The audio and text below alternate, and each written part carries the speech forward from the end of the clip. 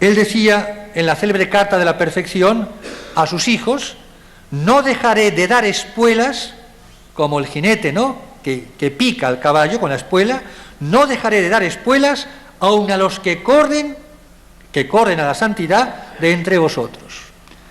Siempre la idea del magis, del más, lo que más agrada a Dios, siempre, la magnanimidad, la grandeza, ¿no?, es decir, la santidad. Decía el célebre escritor español Gregorio Marañón, hablando también de San Ignacio: todo gran santo es un héroe, pero en San Ignacio el tema heroico adquiere una realidad y una grandeza patéticas. Y es cierto, es patético, es tremendo, es tremendo. Uno se queda completamente asustado, ¿no? Uno se siente menos que un enano. Y el quinto rasgo que quisiera subrayar es el don de gentes, ya natural en él, innato, que tenía lo que hoy llamaríamos el líder, para emplear una palabra moderna, ¿no? Y es eso, ¿no? San Ignacio nació para ser un líder, por eso enseguida la gente acudía a él, por eso enseguida se le unieron los primeros y los segundos, los terceros compañeros, y así sucesivamente. Hay algo en él que atraía, que seducía, hasta tal punto que le llamaban el seductor, ya en la Universidad de París. Le llamaban el seductor, el seductor. Y él mismo, en una de sus cartas, también, aunque por humildad, por modestia lo dice en plural, dice: nosotros, los jesuitas, que nos llaman los seductores. Él fue realmente el que los sedujo. San Ignacio, pues, amados hermanos, en síntesis, el caballero, el romántico y el andariego, el peregrino.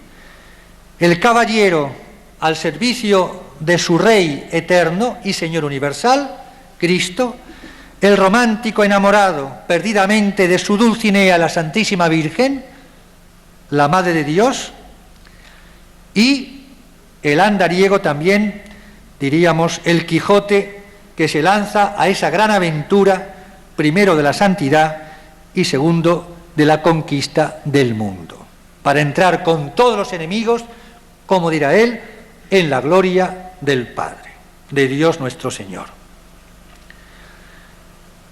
En términos filosóficos o metafísicos, podríamos también decir lo mismo del temperamento y de la doctrina, del estilo, del espíritu ignaciano, con estos tres célebres, entre otros, axiomas. El primero, que dice: lo que se mueve necesariamente es movido por otro. Principio de la filosofía escolástica. Quid movetur, avalio movetur. Aplicado, claro está, al orden sobrenatural. Es decir, que la iniciativa tiene que ser avalio. San Ignacio es un hombre que siempre se deja mover por otro. Ese otro es Dios nuestro Señor, es el Espíritu Santo. San Ignacio es un hombre que constantemente está, diríamos, atento a las mociones del Espíritu Santo, atento a la voz de Dios, para hacer siempre su divina voluntad. Siempre. Y siempre abandonado en los brazos de la divina providencia. Un hombre que, más que moverse, se deja mover. Segundo axioma: quid recipitur, ad modum recipientis recipitur. Lo que es recibido, sea en el conocimiento, sea en el afecto, es recibido según la forma, la capacidad, diríamos, el potencial, la potencia del recipiente. Si mi recipiente es grande, recibo más. Si me abro más a la gracia, recibo más. Si me abro menos, menos. Y si me cierro la gracia, me quedo sin nada. Es verdad. Por eso San Ignacio quiere ensanchar más y más, diríamos, el alma, el corazón del ejercitante, ¿no?, para recibir más, porque Dios se brinda más y más. Y de aquí el tercer axioma, bonum diffusivum sui. El bien tiende a comunicarse. Dios, el bien infinito, el amor infinito, Dios es amor, que justamente lo que Él quiere es llenarnos de su amor. En consecuencia, el fin que pretende San Ignacio en los ejercicios no es más que este: enamorarnos de Cristo, enamorarnos de Dios. Por eso los ejercicios terminan con ese broche de oro de esa contemplación llamada justamente para alcanzar, yo diría, para abrazarnos, más que alcanzar, para llegar a la plenitud del amor, al enamoramiento de Dios. Siempre el romántico enamorado. En esta segunda parte, tratemos, amados hermanos, de reducir a síntesis, por razón del tiempo, toda la espiritualidad ignaciana, que de alguna manera está como significada, simbolizada, en aquella célebre, famosa ilustración, como él la llama, junto al río Cardoner, o mejor dicho, en la célebre, o entonces el célebre pueblo de Manresa, en Cataluña. Vale la pena leerlo, porque tiene una importancia muy fundamental. Se fue su camino de Montserrat pensando, como siempre solía, en las hazañas que había de hacer por amor de Dios, claro, ya convertido.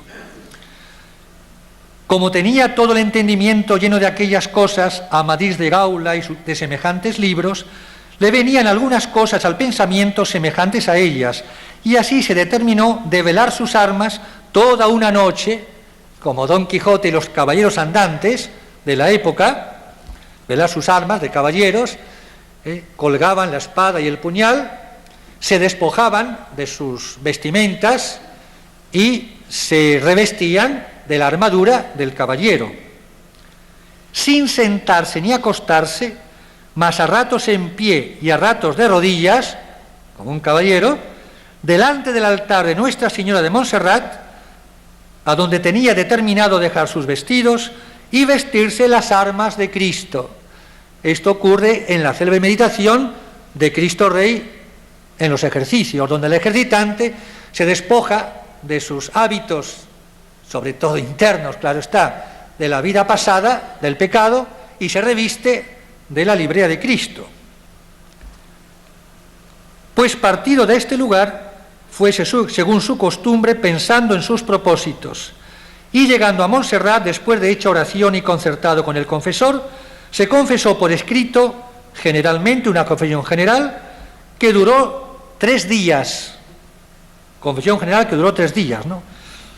Y concertó con el confesor que mandase recoger la mula y que la espada y el puñal colgase en la iglesia en el altar de Nuestra Señora.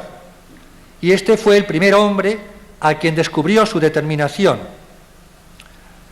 La víspera de Nuestra Señora de marzo, en la noche, el año de 22, se fue lo más secretamente que pudo a un pobre, y despojándose de todos sus vestidos, los dio a un pobre y se vistió de su deseado vestido, y se fue a hincar de rodillas delante del altar de Nuestra Señora, y unas veces de esta manera y otras en pie, con su bordón de peregrino en la mano, pasó toda la noche, y en amaneciendo se partió por no ser conocido, y se fue no el camino derecho de Barcelona, donde hallaría muchos que le conociesen, deseos de pasar desapercibido, y le honrasen, mas desvióse a un pueblo que se dice Manresa, donde determinaba estar en un hospital algunos días, y también notar algunas cosas en su libro, famoso libro, que llevaba él muy guardado y con que iba muy consolado.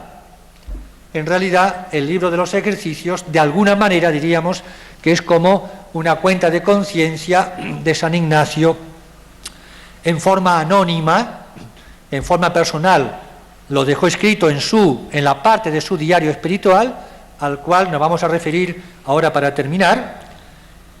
Y yendo ya 1 legua de Montserrat, le alcanzó un hombre que venía con mucha prisa en pos de él, y le preguntó si había él dado unos vestidos a un pobre, como el pobre decía, y respondiendo que sí, le saltaron las lágrimas de los ojos de compasión del pobre a quien había dado los vestidos, de compasión porque entendió que lo vejaban, pensando que los había hurtado. Pobre. Mas por mucho que él huía la estimación, no pudo estar mucho en Manresa sin que las gentes dijesen grandes cosas, naciendo la opinión de lo de Montserrat, y luego creció la fama a decir más de lo que era. Los santos, cuanto más quieren ocultarse, es inútil. La santidad le sale por los poros de su alma y de su cuerpo. Pues bien, veamos lo que dice él respecto de la iluminación o ilustración. Una vez iba por su devoción a una iglesia que estaba a poco más de 1 milla de Manresa, creo yo, se llama San Pablo, y el camino va junto al río, y yendo así en sus devociones, se sentó un poco en la cara hacia el río, el cual iba hondo, mucho caudal, y estando allí sentado, se le empezaron a abrir los ojos del entendimiento, no que viese alguna visión, sino entendiendo y conociendo muchas cosas, tanto de cosas espirituales como de cosas de la fe y de letras, y esto con una ilustración tan grande que le parecían todas las cosas nuevas. La creación, diría yo, el mundo, le apareció a San Ignacio, una visión mística extraordinaria, como transfigurada. Esto es lo que San Ignacio tendría y tenía presente, sin duda, cuando escribió el principio y fundamento de sus ejercicios. Ver a Dios en todas las cosas en Dios. Es como la creación engalanada, algo así, como diría San Juan, hablando de la Iglesia en el Apocalipsis. Y no se puede declarar las cosas particulares que entendió entonces, aunque fueron muchos, sino que recibió una grande claridad en el entendimiento, de manera que en todo el discurso de su vida, hasta pasados 62 años, coligiendo todas cuantas ayudas haya tenido de Dios y todas cuantas cosas ha sabido, aunque las juntase todas en uno, no le parece haber alcanzado tanto como de aquella vez sola. Y después que esto duró un buen rato, este rapto o este éxtasis, se fue a hincar de rodillas a una cruz que estaba allí cerca a dar gracias a Dios. La célebre ilustración del Cardoner. Fue un rapto, un éxtasis, un arrobamiento. Pues bien, estas palabras con las que comienza el principio fundamento, ya conocidas, las sabemos de memoria seguramente, alabar, hacer reverencia y servir a Dios nuestro Señor, podemos decir, son la síntesis de su espiritualidad. Alabar, es decir, buscar siempre y en todo la mayor gloria de Dios. El mirar siempre y en todas las cosas el último fin, que es el que va a dar valor, sentido, orden a todas las demás cosas. Siempre, dirá él, deseando y eligiendo lo que más sea a gloria, alabanza de Dios nuestro Señor. Esta idea de lo que más, esta idea que es una idea luz, una idea fuerza, una idea clave, una idea síntesis ignaciana de la alabanza, de la mayor gloria de Dios, está latente y patente en todas y cada una de las páginas de sus ejercicios. Desde el principio y fundamento hasta la contemplación para alcanzar amor, pasando por la meditación del rey temporal, los binarios, las banderas, las reglas de elección, las reglas para sentir con la Iglesia, etcétera, etcétera. Por algo, San Ignacio tenía, diría yo, si se me permite la expresión, un temperamento profundamente litúrgico, de tal manera que no podemos entender ni practicar los ejercicios ignacianos sino en la luz de la liturgia. Alabar. En esa palabra está todo el sentido de la liturgia, el amor apasionado a esa alabanza con mayúscula a la Santísima Trinidad, Padre, Hijo y Espíritu Santo, per ipsum et cum ipso et in ipso, por Él, con Él y en Él, en Cristo, Cristo Rey, y en la Iglesia. Esa es la gran idea, digamos, que como hilo conductor, como hilo de oro, recorre todas las páginas de los ejercicios. De ahí que la Iglesia haya elegido en la poscomunión de la fiesta litúrgica de San Ignacio, 31 de julio, pronto lo vamos a celebrar, si Dios quiere, esas palabras, Ignem veni mittere interram, de Cristo. He venido a traer fuego a la tierra, y qué otra cosa quiero sino que arda. Ese es el fuego del amor. San Ignacio, el caballero de fuego, el enamorado. Es el Magnificat. San Ignacio quiere prender fuego a toda la tierra. Su corazón es un volcán de amor a Dios. Él tenía que apretarse el pecho muchas veces en la oración, porque no podía contener tanto fuego, tanto calor, para en todo amar y servir, palabras de San Ignacio, en todo amar y servir a Cristo, a Dios nuestro Señor. Amar, hacer la voluntad, buscar la mayor gloria de Dios, es justamente, equivale a hacer en todo la voluntad de Dios, como se ve en las reglas de elección. Citemos a título de ejemplo nada más este tercer punto en el segundo modo de elección: pedir a Dios nuestro Señor, quiera Él mover mi voluntad, quiera Él mover mi voluntad y poner en mi alma lo que yo tengo que hacer acerca de la cosa propuesta, que más su alabanza y gloria sea, discurriendo bien y fielmente en mi entendimiento y eligiendo conforme a su santísima y beneplácita voluntad. ¿Y cómo conocer la voluntad de Dios? San Ignacio nos responde muy sintéticamente de dos maneras: internamente, mediante lo que él llama las consolaciones, la consolación de Dios, las mociones internas del Espíritu Santo en mi alma. Se supone, por supuesto, un alma que busca la perfección evangélica, un alma que ya tiene un cierto nivel de vida espiritual, un cierto grado de unión con Dios. San Ignacio estaba atento siempre a lo que el Espíritu Santo le decía de alguna manera o le movía interiormente. Y externamente, mediante la virtud de la obediencia, típicamente virtud, diríamos, ignaciana. Obediencia a la Iglesia, o mejor, a nuestra Santa Madre Iglesia jerárquica, de un modo particular y personal, obediencia al Papa, vicario de Cristo. Por eso él hizo hacer un cuarto voto a sus hijos de obediencia para ir a cualquier parte del mundo a donde el Papa los enviase, los necesitase.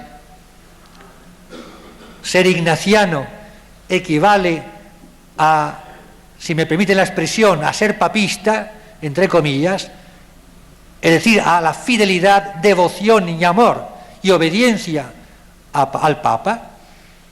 a Roma, a la jerarquía de la Iglesia. Lo vemos en las reglas de elección, de discernimiento y, de un modo especial, claro está, en las reglas para sentir en y con la Iglesia, que son el broche de oro de los ejercicios, porque obedeciendo a los superiores legítimos, dice San Ignacio, estamos seguros, ciertos, de hacer la voluntad de Dios. Y si el superior se equivoca, San Ignacio te da la respuesta. La prudencia está en el que manda, no en el que obedece. Si el superior se equivoca, él dará cuenta a Dios, pero a mí, como súbdito, como servidor, como vasallo, solamente me pedirá cuentas si he obedecido a quién o a quienes él ha puesto en su nombre, porque es por amor a Dios que yo obedezco. La obediencia para San Ignacio es sinónimo del amor, es una obediencia por amor, es puro amor, porque amar es querer hacer y hacer la voluntad del ser amado. En este caso, la voluntad de Dios a través de sus representantes. ¿Y cómo llegar hasta la su divina majestad? Como dirá San Ignacio, a través de los mediadores.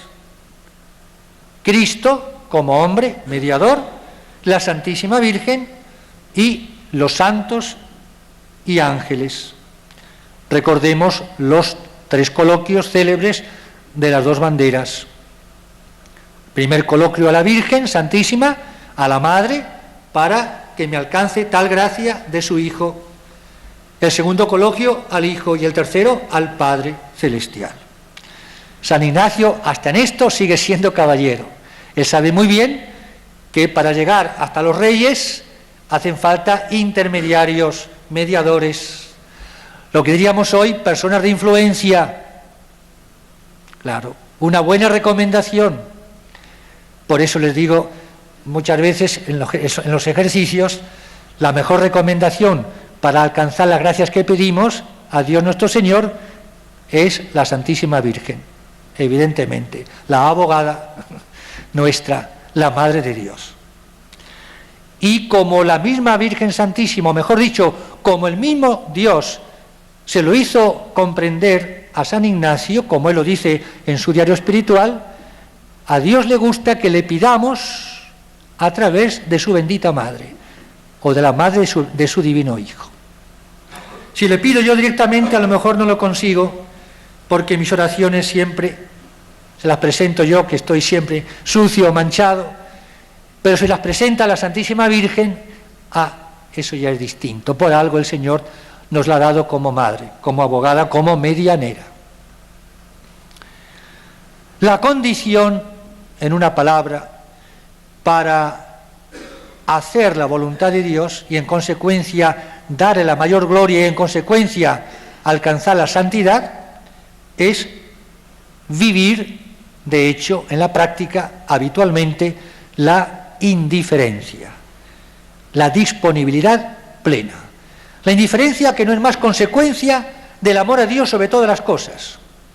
Si yo amo a Dios por encima de todas las cosas, cumpliendo el primer mandamiento, que lo resume todos, amarás al Señor con toda tu alma, entonces estaré indiferente a todas las demás cosas que no son Dios, aunque sean buenas, útiles, necesarias, según la norma del tanto cuanto, también de San Ignacio, en tanto cuanto me llevan a Dios. Y si me apartan de Dios, yo apartarme de ellas. Esa es la indiferencia. San Ignacio vivía lo que escribió en los ejercicios espirituales. El segundo punto es hacer reverencia. La primera experiencia es la grandeza de Dios, que lo saca de sí, por así decirlo, ¿no? Lo enamora, lo entusiasma, lo enajena.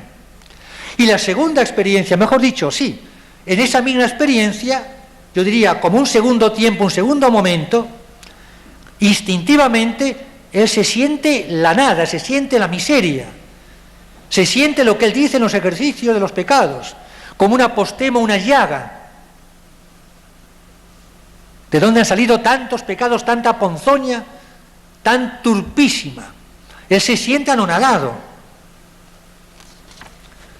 Un sentimiento profundísimo de humildad, que en él llega a hacerse como connatural, espontánea, consecuencia de esa vivencia o experiencia, digo, de la grandeza de Dios, del amor de Dios, de las perfecciones divinas. De ahí su agere contra, el hacer contra. De ahí esas expresiones suyas de los ejercicios, mirar quién soy yo, mirarme como una llaga hipostema, mirar toda mi corrupción y fealdad, pedir vergüenza y confusión de mí mismo, considerar mi alma ser encarcelada en este cuerpo y todo el compuesto en este valle como desterrado entre brutos animales. ¿Cuántas veces yo merecía ser condenado por siempre por mis tantos pecados? O la exclamación con admiración, ¿y la tierra cómo no se ha abierto para sorberme, tragarme, criando nuevos infiernos para siempre penar en ellos? Que yo sienta interno conocimiento de mis pecados y aborrecimiento de ellos, que sienta el desorden de mis operaciones, pedir conocimiento del mundo para que aborreciéndolo aparte de mí las cosas mundanas y vanas, trayéndome en confusión de mis tantos pecados, considerar que yo voy atado como en cadenas, como un esclavo, esforzarme en doler, tristar. Todas expresiones y otras tantas, amados hermanos, que indican hasta qué punto San Ignacio quedó como horrorizado de sí mismo. En la misma medida, diría yo, en que quedó asombrado, absorto de la grandeza de Dios. Dios tenía que fundarlo en la humildad, por supuesto, que es el fundamento, diríamos, del camino de la santidad. De ahí entonces ese santo odio contra sí mismo, haciendo, dice él, contra mi propia sensualidad, contra mi amor carnal y mundano, disminuyéndome por ejemplos. ¿Quién soy yo en comparación de todos los ángeles, de todos los santos, de todos los hombres, de los ángeles? ¿Y quién soy yo en comparación de Dios? San Ignacio ya no sabe ya qué inventar, diría yo, para humillarse. Se siente confundido, avergonzado de tantos pecados, de tanta ignorancia, de tanto tiempo perdido en su vida pasada. Quiere como recuperar aceleradamente, psicología propia de un convertido, que no quiere perder el tiempo más en su vida, que quiere como quemar etapas, que quiere atrapar la santidad en un momento, aunque va a necesitar más tiempo, claro está. Es toda una vida de peregrinación, no solamente peregrinación en el sentido físico, histórico, de ir hasta Tierra Santa o hasta París, sino peregrinación de su alma, ¿no? Que va gradualmente, aceleradamente, ascendiendo las cumbres de la más alta perfección. De ahí esa oblación de los ejercicios de la meditación del Rey temporal, tan hermosa, ¿no? Tan hermosa, en donde él se humilla hasta el fondo de sí mismo, diciendo: eterno Señor de todas las cosas, yo hago mi oblación con vuestro favor y ayuda, delante de vuestra infinita bondad, y delante de vuestra Madre gloriosa, y de todos los santos y santas de la corte celestial, que yo quiero y deseo, y es mi determinación deliberada, solo que sea vuestro mayor servicio y alabanza, de imitaros en pasar todas injurias y todo vituperio y toda pobreza. ¿Ven? El todo, todo, todo, todo. Es el lenguaje de los santos, es el lenguaje de una Santa Teresa, de un San Juan de la Cruz. Todo o nada, todo para Dios, nada para mí. Dios el todo, yo la nada. El anonadamiento, el desear pasar por desapercibido, desear ser olvidado de los hombres, desear ser perseguido, injuriado, calumniado, que se rían de mí, que se burlen de mí. ¡Qué grandeza, amados hermanos! ¡Qué grandeza! Yo cuando leo San Ignacio, como estos días y toda mi vida, me paso y no me canso, al contrario, cada vez me entusiasmo más y al final termino cerrando el libro casi enojado, demasiado. Me siento nieto de enano, no sé cómo decirlo.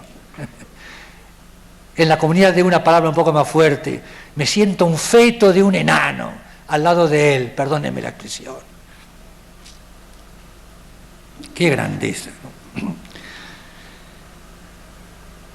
y en una carta que escribe a su querido Francisco Javier, al gran San Francisco Javier, el 31 de enero de 1552, le dice: para que sepáis que estoy vivo en la miseria de la triste vida. Para que sepáis, vosotros mis hijos, que estoy vivo en la miseria de la triste vida. Ese destierro de que hablaba Santa Teresa y todos los santos, se han sentido como desterrados, porque para él su única patria, una vez convertido, no es más que el cielo. Esa es la locura del tercer grado de humildad, vivida por el mismo San Ignacio. Y tercero, servir. Es, diríamos, la tercera experiencia, el tercer rasgo o efecto, vivencia, no sé cómo decirlo, trayectoria de su vida. Porque no solamente él se anonada delante de la grandeza de Dios, sino que ese Dios que lo ha enamorado, lo ha terminado de enamorar, ese fuego de amor que siente en sus entrañas palpitar, en su corazón que le parece que se le va a romper el pecho, todo eso justamente es el impulso apostólico. Él no se cierra egoístamente, no es que no puede cerrarse, aunque quiera. El mismo amor de Dios, el fuego que tiende a comunicarse y a quemarlo todo, le sale de dentro para prender el mundo, para incendiar el mundo. De ahí entonces la célebre meditación, una vez más, del llamamiento de Cristo Rey. Mi voluntad de conquistar todo el mundo y todos los enemigos, y entrar por último en la gloria de mi Padre. Los que más se querrán señalar en todo servicio de su Rey eterno y Señor universal, ofrecerán no solamente sus vidas al trabajo, sino que harán oblaciones, ofrecimientos de mayor estima, de mayor valor, de mayor importancia. El amor tiende a comunicarse. San Ignacio, el caballero andante a lo divino, pensando como siempre solía en las hazañas que había de hacer por amor de Dios. Él quiere también como reconquistar, esa es la palabra. Una vez que él ha sido conquistado, reconquistar a los hombres para Cristo, para su Rey.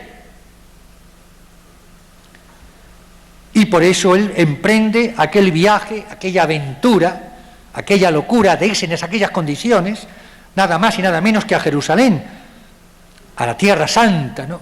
Para besar con su boca y tocar con sus manos y besar con sus pies los mismos santos lugares, para vivir, empaparse, que después él nos dejará de alguna manera diseñados en las célebres composiciones, como él llama, viendo el lugar, que él vio que con sus ojos los lugares sagrados.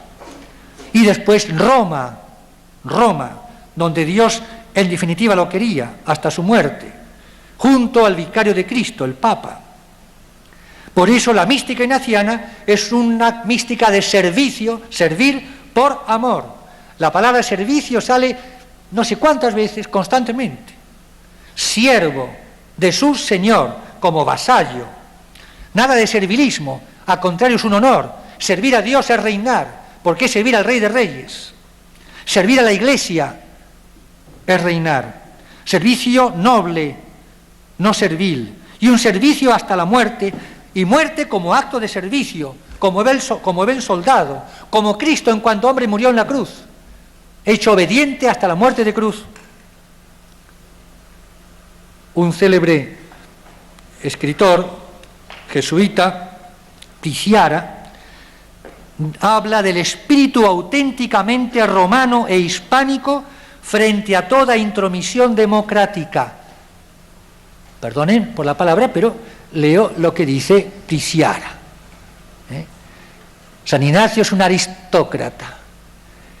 Es un hombre que se da al pueblo como nadie, pero un hombre que no es para nada democrático ni demócrata, con perdón, sin ánimo de ofender a nadie. De ahí que San Ignacio fue un verdadero reformador. Un verdadero reformador, digo verdadero, por supuesto. De tal manera que a sus hijos les llamaban los sacerdotes reformados, a los primeros jesuitas, los sacerdotes reformados. Un verdadero reformador que, curiosamente, digamos, paradójica y providencialmente, contradictoriamente, diría yo, vive en la época de un Lutero del luteranismo, un falso reformador, Martín Lutero. Lutero con la bandera del libre examen, San Ignacio, por el contrario, la bandera de la obediencia, y de la obediencia a Roma. Lutero que se revela, prototipo del liberal. San Ignacio que se somete, voluntaria y amorosamente. Lutero que se revela contra el Papa de Roma precisamente. San Ignacio que le profesa una verdadera y filial devoción. Lutero, esclavo de la concupiscencia, de la carne. San Ignacio, maestro de la mortificación, de la abnegación, de la penitencia, de la austeridad de vida, del control de sí mismo. Lutero, con su falsa teología de solo Dios, sola la Biblia, la sola fe. San Ignacio, por el contrario, con su teología, no su teología, con la teología tradicional de la Iglesia, de las obras, de los mediadores, de la tradición de los santos padres, del magisterio, de la autoridad de Roma. Todo lo contrario. Por algo Dios lo suscitó en aquella época de la pseudo-reforma. Y reformador a través, sobre todo, claro está, de los ejercicios espirituales. Reformador verdadero porque él comienza por reformarse él a sí mismo, como lo demostró, antes de pretender reformar a los demás. Reformador verdadero porque él se lanzó a esa misión porque para eso el Señor se lo pidió, se lo exigió, se lo mandó su rey. Verdadero reformador porque la reforma consiste en volver a la forma, volver a las fuentes de la divina revelación. Se trata de renovar, no de innovar, como los innovadores o falsos reformadores, o como ciertos llamados teólogos de la liberación. Y por último, a la tercera parte, ya muy breve, después de contemplar al caballero y al peregrino, el místico. Gracias a Dios nos ha llegado una parte, y seguramente exigua, pero más que suficiente, de su diario espiritual, desconocido por lo general, y durante incluso siglos desconocido. Y justamente es el único escrito de importancia, y qué importancia, autógrafo, que conservamos de San Ignacio. Y en este diario espiritual es donde se abren nuestros ojos, por así decirlo, se ensancha nuestro corazón, caemos como de hinojos, de rodillas, al contemplar, al descubrir la dimensión gigantesca de la mística de ese alma de San Ignacio. Escondida, esa mística, decimos, en esa como corteza de austeridad del asceta, del penitente. Pues bien, en el diario, que comprende del 2 de febrero al 12 de marzo de 1544, lo que se conserva, quiero decir, y del 13 de marzo al 27 de febrero de 1545, vemos inmediatamente que el centro, la clave, el eje, el culmen del alma mística de San Ignacio fue el santo sacrificio de la misa. Fue la misa.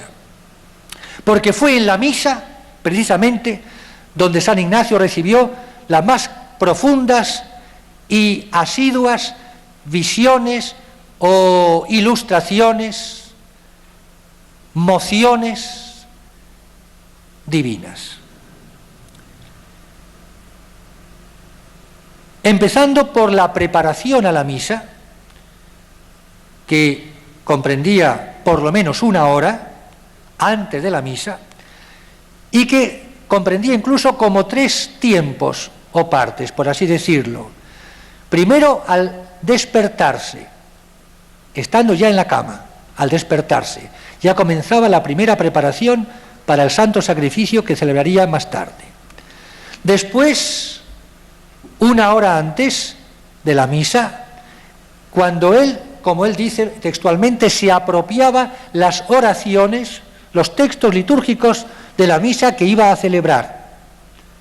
Una expresión típica de él, apropiarse las oraciones. Es decir, las meditaba, las hacía suyas, se metía de lleno en los textos, repito, de la liturgia del día.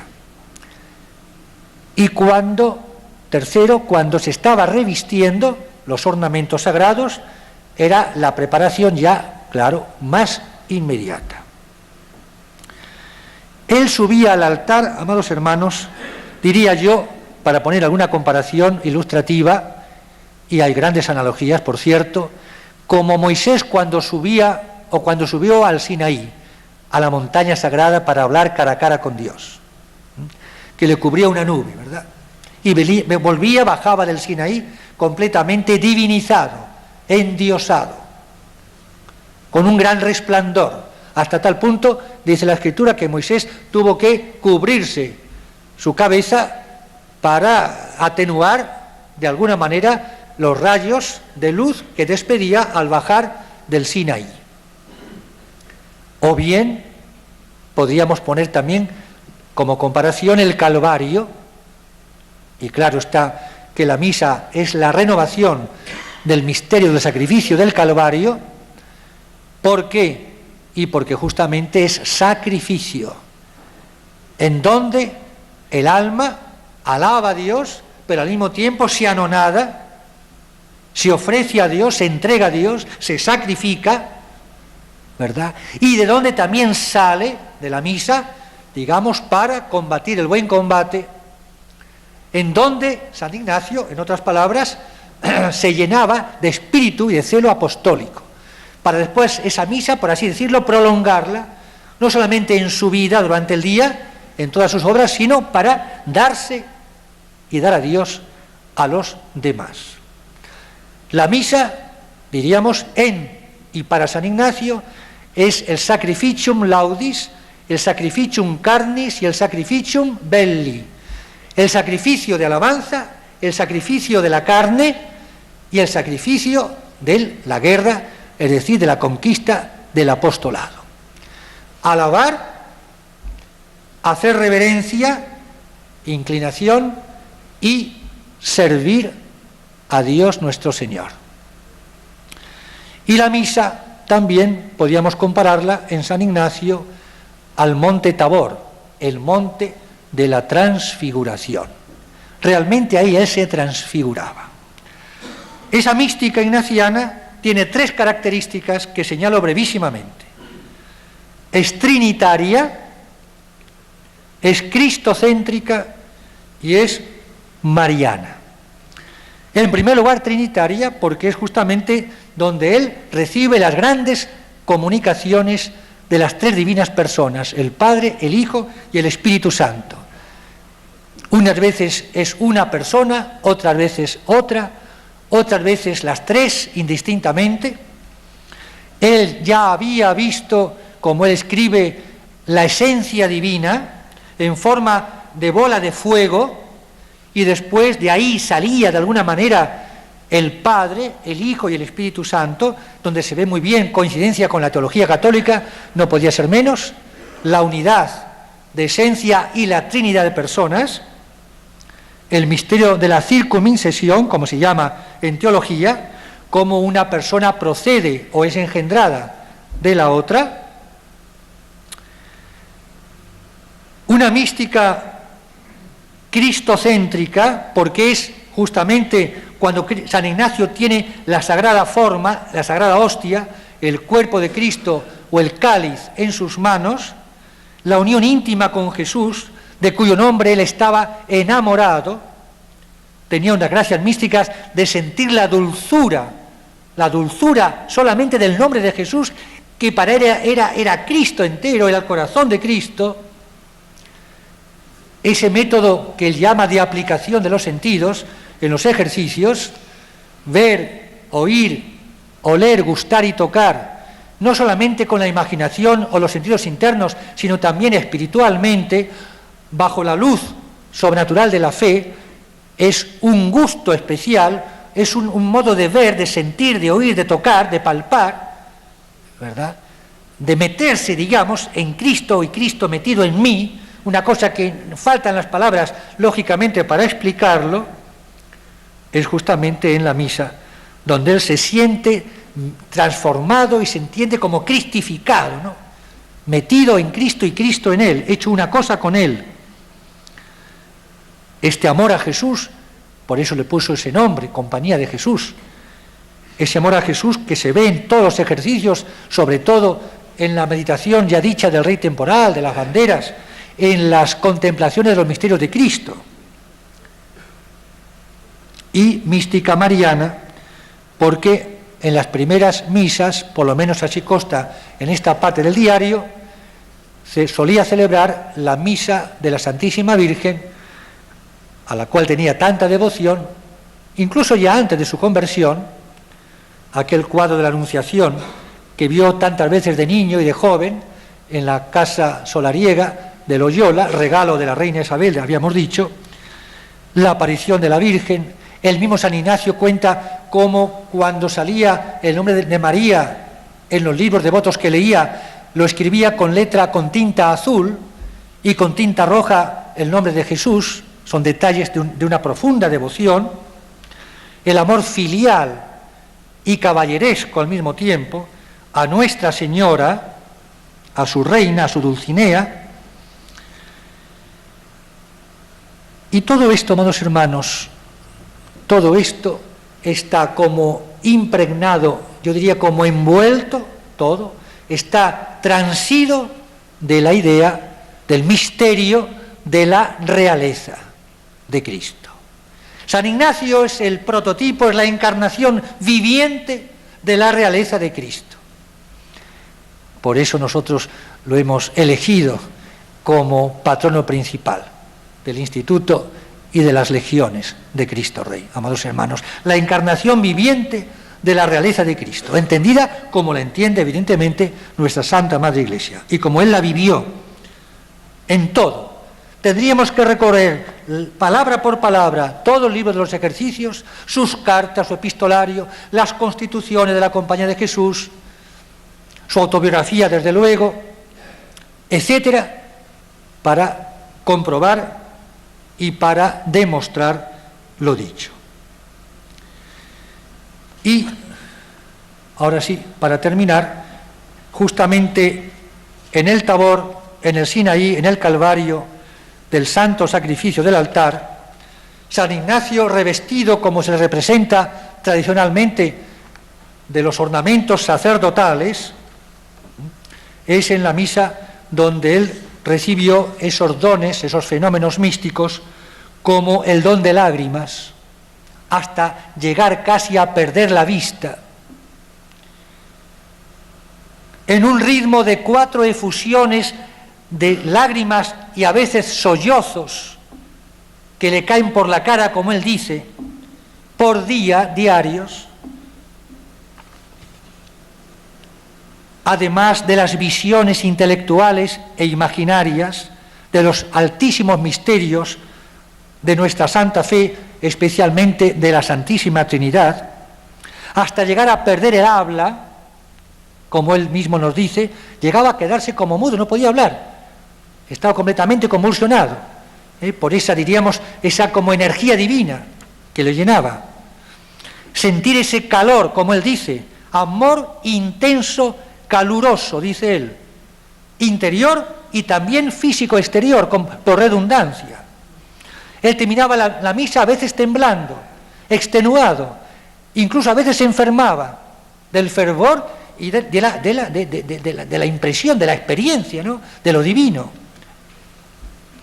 Hasta tenía que apretarse el pecho, decía él, apretarse el pecho por el inmenso amor, con una gran dulzura interior, hasta derretirse de amor, el enamorado Íñigo de Loyola. Sentía, dice él, notable dolor de ojos, de tanto llorar. Era tierno San Ignacio, corazón ternísimo, dentro, claro, de esa corteza, diríamos, o caparazón, de hombre austero. Y un don místico típico en San Ignacio, típico de él, y que él, no sospechando, claro está, para nada, que a nadie pudiese leer lo que escribía en su diario espiritual, por otra parte muy telegráficamente escrito, anotado, lo que él llama las locuelas.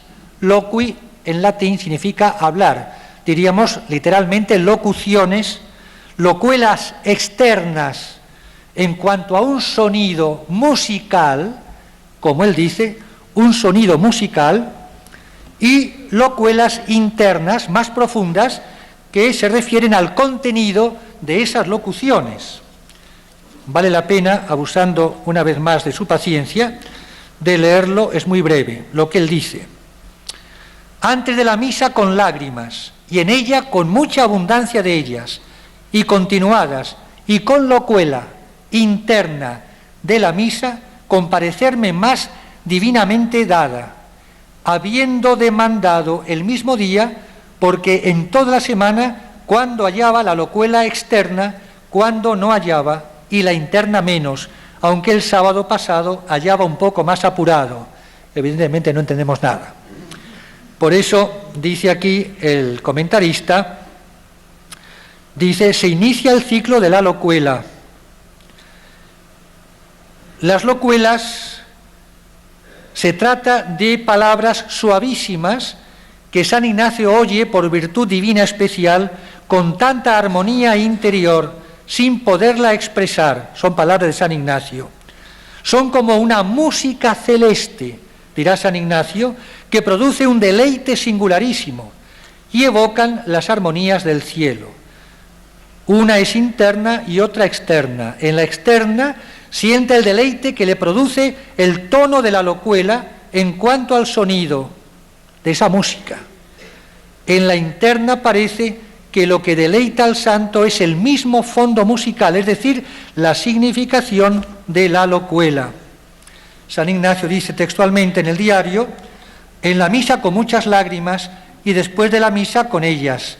Todas estas eran como el día pasado, y con el tanto gusto de la locuela interior, una similar o recordar de la locuela o música celeste, creciendo la devoción y afecto con lágrimas en sentir, palabra típicamente ignaciana, el sentir con Cristo, sentir las penas de los condenados, sentir el aborrecimiento de los pecados, sentir la pena de los condenados en el infierno, sentir con la Iglesia, sentir es vivencia sobrenatural que incluso redunda a veces en el natural, en la sensibilidad.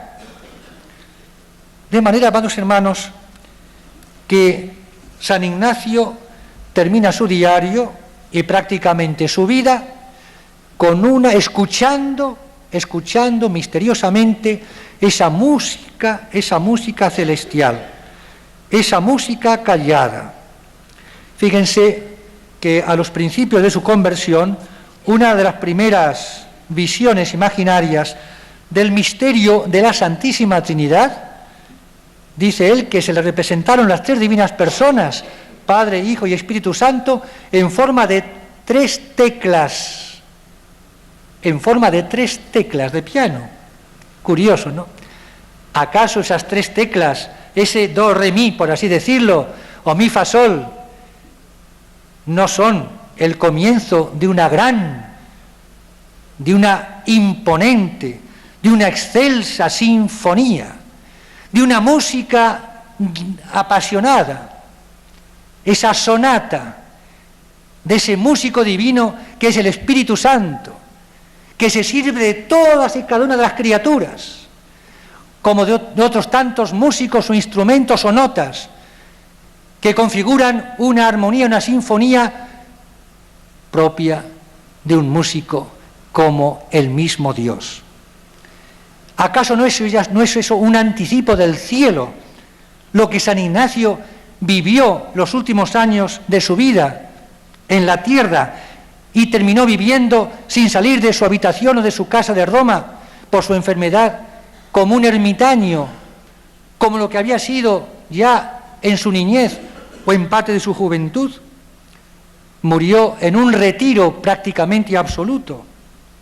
¿Y cuántas veces, porque ya su cuerpo arruinado por tantas penitencias y por tanto amor a Dios y a las almas, cuántas veces, digo, él gustaba, sobre todo en verano, claro está, subir a la terraza de su casa en Roma para contemplar, como él dice, las estrellas del cielo?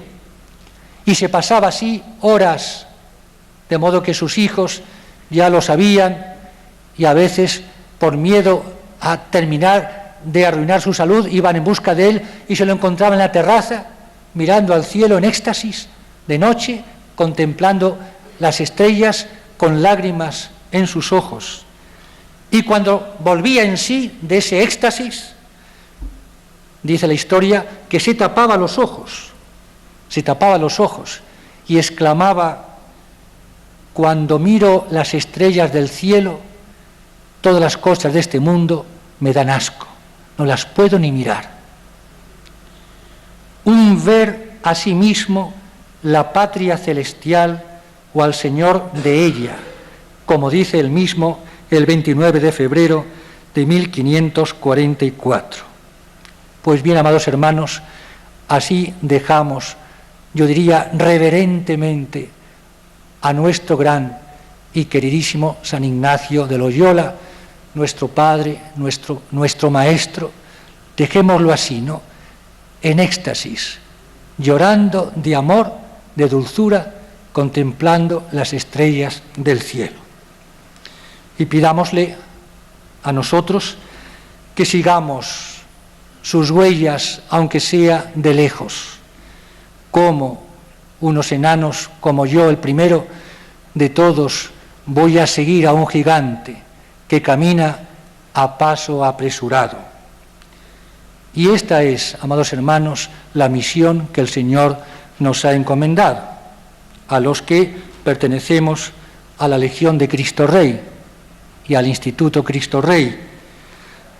Y cuando el Santo Padre llama a todos a una nueva evangelización, ya lo hemos dicho otras veces, pues nosotros sigamos con el método ignaciano, con el librito mágico, yo diría milagroso, contundente, de los ejercicios ignacianos, y contribuir humildemente a la nueva evangelización que ha lanzado el Santo Padre con todos los obispos de nuestra Santa Madre Iglesia. Y termino con las palabras textuales de Juan Pablo II, el Papa, dirigidas a sus hijos, los jesuitas, el 22 de abril de este año, hace pocos días, reunidos en Roma para conmemorar este 5º centenario. Dijo el Papa así: bienaventurado tú, Ignacio de Loyola, y bienaventurados todos tus fieles seguidores. Pues que así sea. Muchas gracias. Nada más.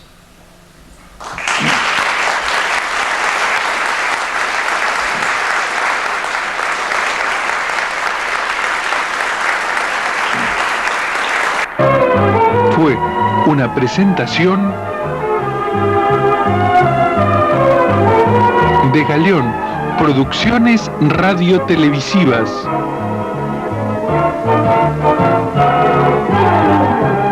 Por Ediciones Duquin-Altum, Buenos Aires, Argentina.